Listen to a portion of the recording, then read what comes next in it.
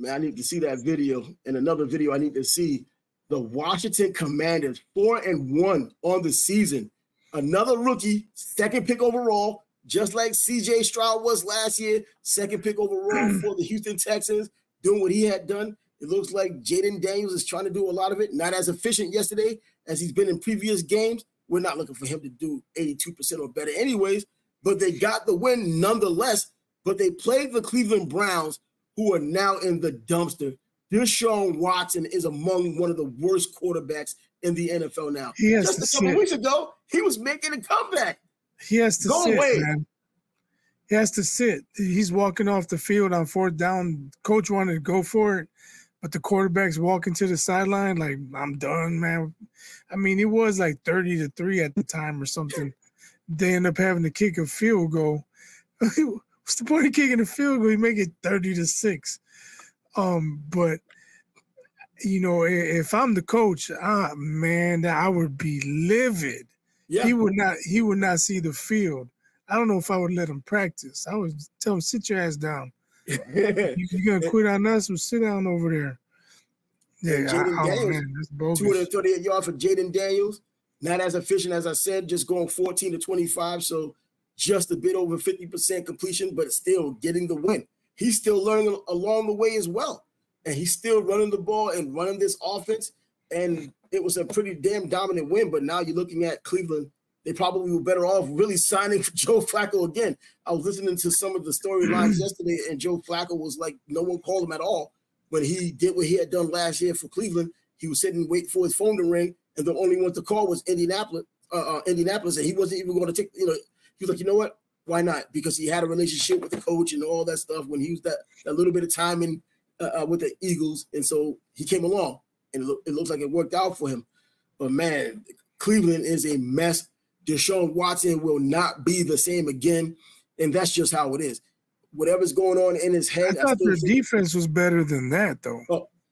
Maybe it's demoralizing everyone inside the locker room, the way he's playing and maybe what's going on in the locker room. I don't know, man. After a while, when the defense is playing as well as it is, they resent, I think, what's going on offensively if you're not doing anything. Because I felt the same way last year when Zach Wilson couldn't do anything for the Jets, but that defense was playing lights out every time out. And there has to be a little bit of dissension between the two. But I don't know, man.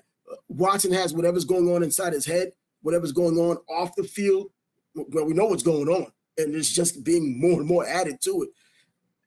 But Cleveland gave him over $200 million guaranteed, as if they knew the judge and had some special information of this guy's legitimately innocent or this guy's going to get off.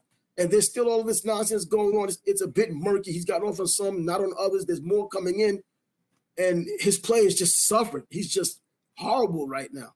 An absolute waste, and no one's picking up that contract. And I don't even know if there's a way out of that contract with a morality clause, because he came into this immoral to begin with. That's true. I mean, who would want him the way he's playing? And then the baggage. They say a sucker's born every minute, but I don't know if they can find a sucker for Deshaun Watson. Nah, he's a sucker. He just happens to be getting paid for being the sucker. And upset, I think the biggest upset yesterday, even though the Cardinals did go to San Francisco, but San Francisco's been having some schizophrenic games so far this season anyway. I mean, one minute they're looking good, next minute they're not. Next thing, they look like they're going to the Super Bowl. Next time, like, hell, you hope to make the playoffs, and the injuries probably have something to do with it. But the Giants going out to Seattle and beating the Seahawks, Daniel Jones has a job as an NFL quarterback. 2 weeks in a row. Yeah. Man, you know what? I always rag on him. He's like my de facto Zach Wilson, since Zach isn't here in the Jets anymore. But, hey, he's getting the job done, and all you got to do is win. Whether it's by 10 points or 1 point, all you got to do is win. And they went to Seattle, and they were able to beat, which is hard to do, going out west, 29-20. Geno Smith not looking like anything special. I never thought he was special. I thought he was decent. But I think he's, I don't know, wearing out his welcome as far as just being a capable quarterback. But Daniel Jones, give credit where credit is due. Having Daniel Jones, big day, 257 yards and 2 touchdowns. There were no picks, and it was over 200 yards. That's better for him. That's a huge day for him. That's exactly what it is. It's like an option quarterback finally getting a 200-yard game. Come on.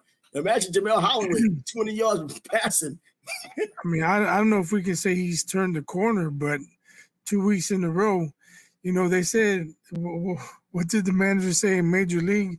If we win today and we win tomorrow, that's 2 in a row. If we win the third one, that's a winning streak.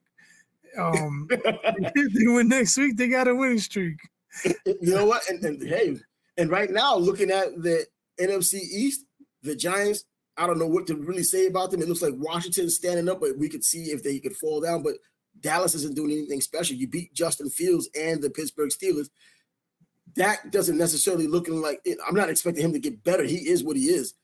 But this doesn't look like anything special with this team, Dallas. So I think Washington may be, and Philadelphia still probably is the best team with the best parts. They're just not showing it when it's time to play.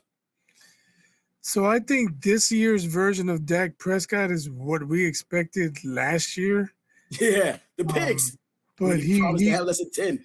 He played at a really high level last year, and apparently he can't duplicate it. He's been in the league quite a while, so I think last year was an anomaly because he hasn't been playing at that level his whole career. I think this is who we thought he was. He is exactly who we thought he was, and that's not much because I don't think Dallas is going to do anything. Well, they may make the playoffs, but I tell you the NFC East is pretty decent. Someone from the outside might not think they're decent because it's Washington leading the way. But you know what? Maybe Washington, because of their new quarterback and a new energy, new ownership, maybe that's the reason why they're moving ahead. New energy in the building counts for something, I believe.